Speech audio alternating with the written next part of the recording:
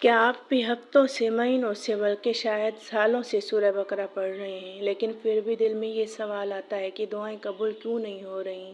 हमारी ज़िंदगी में मौज़े क्यों नहीं हो रहे? ज़िंदगी में वो तब्दीली, वो मौज़ा क्यों नज़र नहीं आ रहा? क्या आपने कभी खुद से ये पूछा कि क्या मैं सूरह अल बकरा के साथ वो एमाल और अज़कार भी कर रही हूँ जो मेरी दुआ को सीधा अर्श तक पहुँचा दें?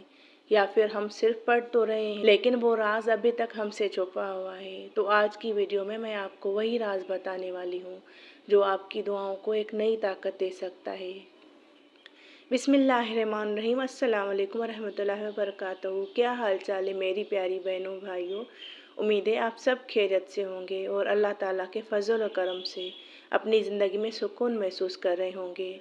अगर आप इस वक्त किसी परेशानी, बीमारी या बेसुकूनी या ज़हनी दबाव का शिकार हैं तो अल्लाह ताला आपकी हर मुश्किल आसान फरमाए और आपको कामिल सुकून अता फरमाए, आमीन। तो आज की इस वीडियो में मैं एक बहुत अहम और दिल को छू लेने वाले मौजू पर बात करने वाली हूँ।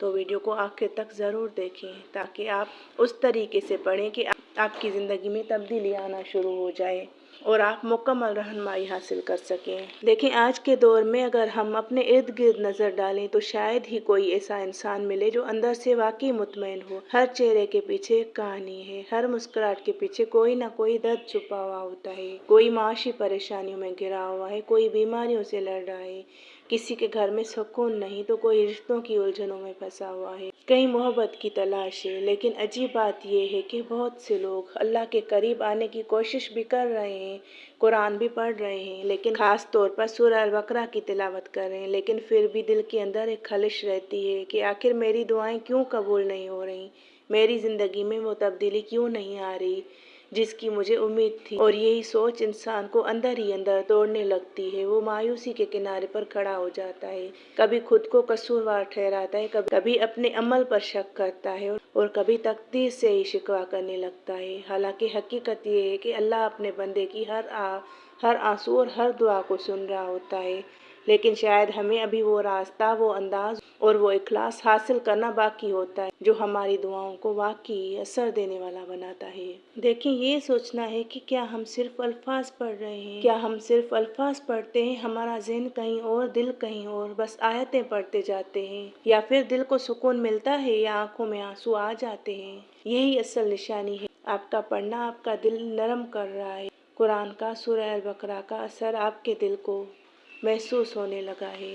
तो अब ज़रा एक लम्हे के लिए खुद से सवाल करें, क्या हम वाकई सूरह अल बकरा को महसूस करके पढ़ते हैं या सिर्फ अल्फाज अदा कर रहे होते हैं? ज़बान पढ़ रही होती है मगर ज़हन कहीं और भटक रहा होता है, दिल किसी और फिक्र में उलझा होता है। तो अगर ऐसा है तो फिर हमें रुक कर सोचना होगा, क्योंकि कुरान सिर्फ पढ़ने के लिए नहीं, दिल पर उतरने के लिए है। असल निशानी ये होती है कि जब आप पढ़ रहे हो तो दिल नरम होने लगे, एक अजीब सा सुकून उतरे। और असल निशानी ये भी है कि आप पढ़ते हैं तो बेख्तियार आपकी आंखों से आंसू आ जाते हैं। और यही वो लम्हा होता है जब सूरह अल बकरा का असर आपके दिल पर होना शुरू होता है। और जब ये कैफियत नसीब हो जाए, ये रूहानियत आपको मिल जाए, तो फिर ये वक्त ज़ाया करने वाला नहीं होता। इस रूहानियत को आपने छोड़ना नहीं। ये वो कीमती लम्हे होते हैं जब अल्लाह आपके सबसे करीब होते हैं, रूहानियत की एक नई मंजिल की तरफ बढ़ रहे होते हैं आप। ऐसे में सिर्फ बैठकर तिलावत कर लेना काफ़ी नहीं, बल्कि अपनी ज़बान को हर वक्त जिक्र से ज़िंदा रखें, इस्तग़फ़ार करें, अज़कार करें, मसनून दुआएं पढ़ें, दुरूद शरीफ पढ़ें और अल्लाह पाक के अस्माए हुस्ना को साथ साथ जारी रखें। और सबसे अहम बात, इन सब के साथ एक और सबसे अहम चीज़, वो है अपने रब से अपनी ज़बान में बात करना, अपने दिल के हाल सुनाना, अपनी तकलीफ़ें, अपने खौफ, अपनी उम्मीदें, सब कुछ अल्लाह के सामने रख देना। क्योंकि जब बंदा सच्चे दिल से अपने रब से जुड़ जाता है ना, तो फिर अल्फाज नहीं, दिल की आवाज़ अर्श तक पहुंचती है, क्योंकि ये चीज़ सब कुछ बदल देती है। और इस तरह दुआएं करना जैसे आपको कोई और देखे, तो जैसे लगे आप दीवानों की तरह बातें कर रहे हैं, लेकिन आप इस तरह अपने अल्लाह से बातें करते हैं। ये अंदाज़ अपनाएं, इस तरह अल्लाह से मांगें, लिपट कर रोएं भी, उससे मांगें भी, लिपट कर रोएं भी, शिकवा भी करें, सब कुछ अल्लाह के सामने रख दें, हर आंसू, क्योंकि अल्लाह आपकी हर बात को सुन रहा है, आपके हर आंसू को देख रहा है। जब बंदा इस सच्चाई के साथ अपने रब से जुड़ जाता है तो फिर वो अल्फाज नहीं रहते, बल्कि उसकी रूह दुआ बन जाती है और वो दुआ, वो पुकार सीधी अर्श तक पहुंचती है। तो मेरी प्यारी बहनों भाइयों, आज ही एक नया आगाज़ करें। सिर्फ पढ़ने के लिए ना पढ़ें, बल्कि समझने, महसूस करने और अपने दिल को बदलने के लिए पढ़ें। सूरह अल बकरा को अपनी ज़िंदगी का हिस्सा बनाएं, अपने दिन का सुकून और अपनी रातों की रोशनी बनाएं। याद रखें, अल्लाह के यहाँ कोई दुआ ज़ाया नहीं जाती, बस कभी वक्त लगता है, कभी तरीका बदलना पड़ता है और कभी हमें खुद को बदलना होता है। इसलिए हिम्मत ना हारें, मायूस ना हों, बल्कि पूरे यकीन के साथ अपने रब की तरफ पलट आएं। अल्लाह से मांगते रहें, उससे जुड़े रहें, क्योंकि जब बंदा सच्चे दिल से अल्लाह का हो जाता है तो फिर अल्लाह उसके लिए वो रास्ता खोल देता है जो उसके वहम व गुमान में भी नहीं होता। देखें, सूरह अल बकरा खुद एक बहुत बड़ी बरकत वाली सूरत है और अहादीस में इसकी खास फजीलत आई है कि ये घर से शैतान को दूर करती है। लेकिन मुआवजा हासिल करने के लिए सिर्फ मखसूस अल्फाज नहीं, बल्कि इखलास, यकीन और अमल सबसे ज़्यादा अहम होते हैं। तो आप जब भी सूरह अल बकरा पढ़ें, उसके साथ आप अज़कार लाजिम करें, इस्तिग़फ़ार लाजिम करें और लाजमी दुरूद पाक को अपनी ज़िंदगी में शामिल करें। देखें, जब आप सूरह अल बकरा पढ़ें तो साथ में ये अज़कार शामिल करें। दुरूद शरीफ अपनी ज़िंदगी में लाजमी पढ़ें और ज़्यादा नहीं तो एक तस्बीह यानी 100 मरतबा ज़रूर पढ़ें। जब भी आप सूरह अल बकरा शुरू करें तो शुरू और आखिर में 11 बार या 21 बार दुरूद शरीफ पढ़ें। ये दुआ की कबूलियत का ज़रिया बनता है। और नंबर 2 पर इस्तिग़फ़ार करें। रोज़ाना कम अज़ कम 100 बार अस्तग़फ़िरुल्लाह रब्बी मिन कुल्लि ज़ंबिन व अतूबु इलैह और अस्तग़फ़िरुल्लाह की 10 तस्बीहां यानी 1000 मरतबा इस्तिग़फ़ार। ये रिज़्क़, सुकून और मुश्किलों के हल के लिए बहुत मौसर है। सूरह बकरा के साथ में आयतुल कुर्सी भी हर नमाज के बाद, हर फ़र्ज़ नमाज के बाद एक बार, सोने से पहले भी पढ़ें। आखिरी 2 आयत सूरह अल बकरा की रात को सोने से पहले पढ़ें।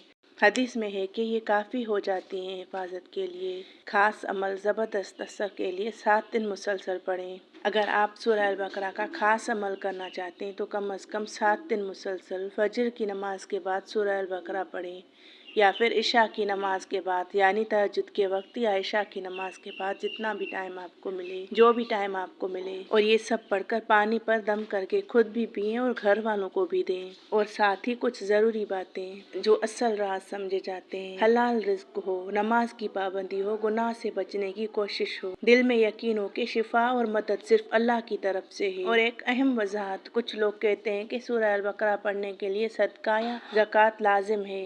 ऐसा कोई लाजमी हुक्म नहीं है, अलबत्ता सदका देना असर को बढ़ा देता है, फ़र्ज नहीं। देखें, अगर आपने किसी अमल की नियत की है 7 दिन या 21 दिन, तो उनकी रोज़ाना की रूटीन इस तरह रखें। फजर के बाद 11 बार दुरूद शरीफ, रोज़ाना 1000 मरतबा इस्तिग़फ़ार और सूरह अल बकरा को हिस्सों में बांट कर पढ़ें।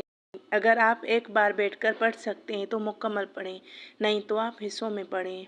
तो आखिर में दुआ है कि या अल्लाह, जो भी सूरह अल बकरा पढ़ रहा है उसकी हर परेशानी दूर फरमा, हर बीमारी को शिफा अता फरमा और उसके घर में सुकून, बरकत और रहमत नाजिल फरमा। आमीन या रब्बल आलमीन। अल्लाह ताला हम सब की दुआओं को कबूल फरमाए, हमारे दिलों को कुरान से ज़िंदा कर दे और हमें वो सुकून अता फरमाए जिसकी हम तलाश में हैं। आमीन या रब्बल आलमीन।